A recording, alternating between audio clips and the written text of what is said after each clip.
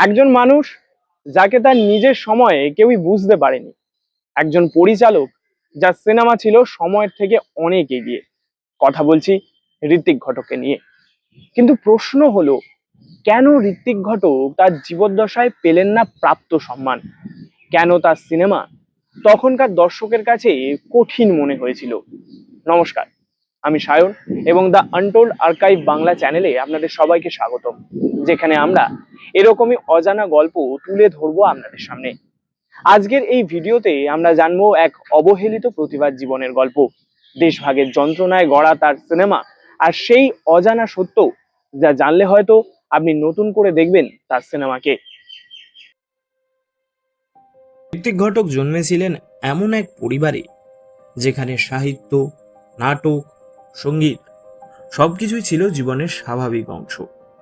তার বাবা সুরেশচন্দ্র ঘটক ছিলেন একজন ম্যাজিস্ট্রেট। তবে তিনি ম্যাজিস্ট্রেট হলেও মনের দিক থেকে ছিলেন একজন সাহিত্যিক। আর সেই পরিবেশেই ছোটবেলা থেকেই ঋত্বিকের মধ্যে গল্প বলার এক অদ্ভুত ক্ষমতা তৈরি হয়।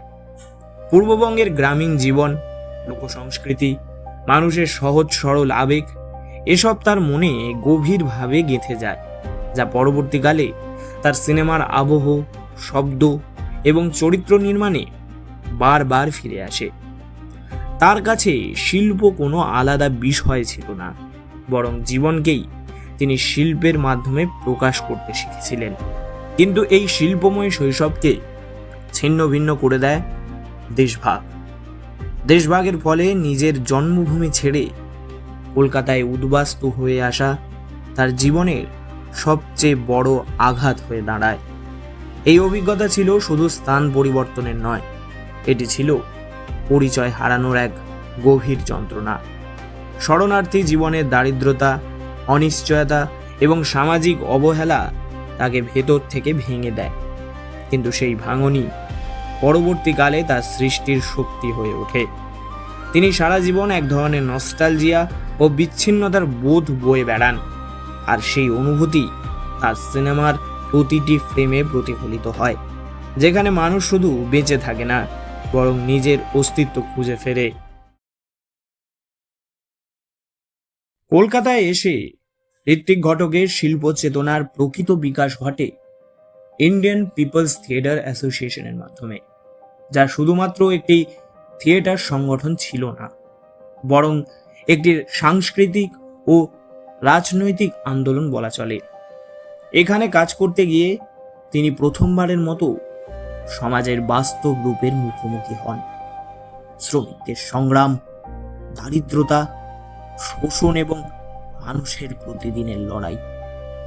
আইপিটিএ তাকে শিখিয়েছিল যে শিল্প শুধু বিনোদনের মাধ্যম নয়, এটি মানুষের কথা বলার, প্রতিবাদ করার এবং পরিবর্তন আনার একটি শক্তিশালী অস্ত্র।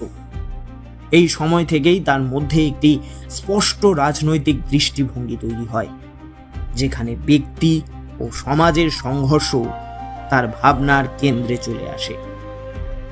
শুরুতে তিনি মনে করতেন থিয়েটারই সবচেয়ে শক্তিশালী মাধ্যম, কিন্তু ধীরে ধীরে উপলব্ধি করেন যে সিনেমার মাধ্যমে তার বক্তব্য আরো বৃহৎ পরিসরে পৌঁছানো সম্ভব। এই সময় তিনি সোভিয়েত পরিচালক সের্জেই আইনস্টাইন ও সেভেলদ পুদভকিনের কাজ দ্বারা প্রভাবিত হন। বিশেষ করে মন্টাজের ব্যবহার এবং আবেগকে দৃশ্যের মাধ্যমে প্রকাশ করার কৌশল তার উপর গভীর প্রভাব ফেলে। আইপিটিএ তাকে শুধু মঞ্চ দেয়নি, তাকে একটি ভাষা দিয়েছে, যার মাধ্যমে তিনি তার যন্ত্রণা, রাগ এবং সমাজের প্রতি দায়বদ্ধতাকে সিনেমার মাধ্যমে প্রকাশ করতে পেরেছেন। ঋত্বিক ঘটকের সিনেমা বোঝা মানে শুধু গল্প বোঝা নয়, এটি এক ধরনের অভিজ্ঞতা, যেখানে ব্যক্তিগত যন্ত্রণা, সামাজিক বাস্তবতা এবং ইতিহাস একসঙ্গে মিশে যায়। তার কাজের সবচেয়ে বড় বৈশিষ্ট্য হলো তিনি কখনো দর্শককে কমফর্ট জোনে রাখেন না, বরং অস্বস্তিকর সত্যের মুখোমুখি দাঁড় করান। তার চলচ্চিত্রগুলো দেশভাগ, উদ্বাস্তু জীবন, পরিচয়ের সংকট এবং মানুষের ভাঙনকে এমনভাবে তুলে ধরে যা সময়ের সীমানা পেরিয়ে আজও সমানভাবে প্রাসঙ্গিক। এই পর্বে তার 6টি গুরুত্বপূর্ণ চলচ্চিত্রকে একটু গভীরভাবে দেখা যাক। এই চলচ্চিত্রটি শুধু ঋত্বিক ঘটকের নয়, গোটা ভারতীয় সিনেমার ইতিহাসে একটি মাইল ফলক। নীতা নামের এক সাধারণ মেয়ের জীবনের মাধ্যমে এখানে দেখানো হয়েছে উদ্বাস্তু মধ্যবিত্ত পরিবারের নির্মম বাস্তবতা, যেখানে একজন নারী নিজের সমস্ত স্বপ্ন বিসর্জন দিয়ে পরিবারের ভার বহন করে, কিন্তু এই আত্মত্যাগের কোনো মূল্য সে পায় না, বরং ধীরে ধীরে সে ভেঙে পড়ে। ছবির শেষে নীতা সেই বিখ্যাত আর্তনাদ, আমি বাঁচতে চাই, শুধু একটি সংলাপ নয়, এটি এক প্রজন্মের চাপা কান্না। ঋত্বিক এখানে সাউন্ড, নীরবতা এবং প্রতীকের মাধ্যমে এমন এক আবেগ তৈরি করেন যা দর্শকের মনে গভীরভাবে আঘাত করে। এই চলচ্চিত্রটি অনেকাংশে ঋত্বিক ঘটকের ব্যক্তিগত অভিজ্ঞতা এবং আইপিডি এর সঙ্গে তার সম্পর্ককে প্রতিফলিত করে। দুটি থিয়েটার গ্রুপের দ্বন্দ্বের গল্পের মাধ্যমে এখানে আসলে দেখানো হয়েছে বিভক্ত বাংলার মানসিক অবস্থা। এক সময় যারা একসঙ্গে কাজ করত, একই সংস্কৃতি ও আদর্শে বিশ্বাস করত, দেশভাগের পর তারা ভিন্ন পথে চলে যায়। ছবিতে সম্পর্ক, রাজনীতি এবং সংস্কৃতির টানাপোড়েন এমনভাবে ফুটে আসে যা শুধু একটি সময়ের গল্প নয়, এটি এক চিরন্তন মানবিক দ্বন্দ্ব। এখানে ঋত্বিক দেখিয়েছেন রাজনৈতিক বিভাজন কিভাবে মানুষের ব্যক্তিগত সম্পর্ককেও ভেঙে দিতে পারে। ঋত্বিক ঘটকের সবচেয়ে ট্র্যাজিক এবং গভীর চলচ্চিত্রগুলোর মধ্যে এটি অন্যতম। ভাই বোনের সম্পর্কের মাধ্যমে এখানে দেখানো হয়েছে উদ্বাস্তু জীবনের দীর্ঘমেয়াদী প্রভাব এবং সমাজের নির্মমতা। ঈশ্বর ও সীতার জীবনের ওঠানামা, স্বপ্ন ভেঙে যাওয়া এবং শেষ পর্যন্ত এক ভয়ঙ্কর ট্র্যাজেডির দিকে এগিয়ে যাওয়া, সবকিছুই এতটাই বাস্তব এবং তীব্রভাবে উপস্থাপিত হয়েছে যে দর্শক অবচেতনভাবে গল্পের ভেতরে ঢুকে পড়ে। ছবির ক্লাইম্যাক্স ভারতীয় সিনেমার অন্যতম শোকাবহ মুহূর্ত, যেখানে নিয়তি এবং সমাজ মিলিতভাবে মানুষের জীবনকে ধ্বংস করে দেয়। এই ছবিটি ঋত্বিক ঘটকের সৃজনশীলতার এক ভিন্ন দিক তুলে ধরে। এখানে একটি পুরনো গাড়ি এবং তার মালিকের সম্পর্ককে কেন্দ্র করে গল্প এগোয়, কিন্তু আসলে এটি মানুষের নিঃসঙ্গতা এবং আবেগের প্রতীক। গাড়িটিকে প্রায় জীবন্ত চরিত্রের মতো দেখানো হয়েছে, যার সঙ্গে নায়ক একটি আবেগময় সম্পর্ক তৈরি করে। এই অদ্ভুত কিন্তু গভীর ধারণার মাধ্যমে ঋত্বিক দেখিয়েছেন মানুষ কেবল মানুষের সঙ্গেই নয়, বস্তু বা স্মৃতির সঙ্গেও সম্পর্ক গড়ে তোলে, বিশেষ করে যখন সে একা হয়ে যায়। এই চলচ্চিত্রটি ঋত্বিক ঘটকের সবচেয়ে বিস্তৃত ও মহাকাব্যিক কাজগুলোর একটি নদীকে কেন্দ্র করে একটি গোটা সমাজের জীবন, সংস্কৃতি এবং ধ্বংসের গল্প এখানে তুলে ধরা হয়েছে। তিতাস নদী এখানে শুধু একটি প্রাকৃতিক উপাদান নয়, এটি জীবনের প্রতীক, যা মানুষকে বাঁচায়, আবার সময়ের সঙ্গে সঙ্গে তাদের ভেঙেও দেয়। ছবিটি ধীরে ধীরে এগোয়, কিন্তু তার প্রতিটি মুহূর্ত এক ধরনের গভীর বেদনা এবং বাস্তবতার ছাপ থাকে। এটি শুধুমাত্র একটি গল্প নয়, বরং একটি হারিয়ে যাওয়া সংস্কৃতির দলিল। এটি ঋত্বিক ঘটকের শেষ চলচ্চিত্র এবং অনেকাংশে তার নিজের জীবনের প্রতিফলন। ছবিতে তিনি নিজেই অভিনয় করেন এবং একটি চরিত্রের মাধ্যমে নিজের ভাবনা, হতাশা, রাগ এবং সমাজের প্রতি প্রশ্ন তুলে ধরেন।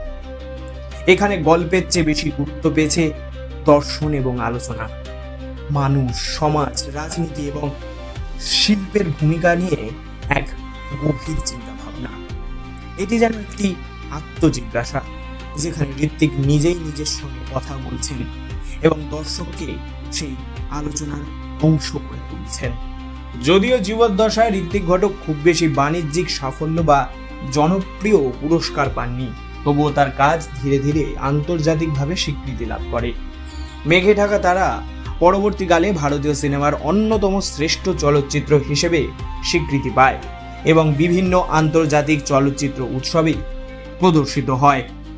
সুবর্ণরেখা মুক্তির বহু বছর পর আন্তর্জাতিক সমালোচকদের প্রশংসা অর্জন করে।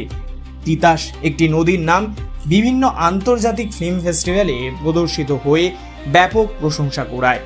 তার কাজ আজ ব্রিটিশ ফিল্ম ইনস্টিটিউট ও অন্যান্য আন্তর্জাতিক চলচ্চিত্র সংস্থার তালিকায় গুরুত্বপূর্ণ স্থান পেয়েছে।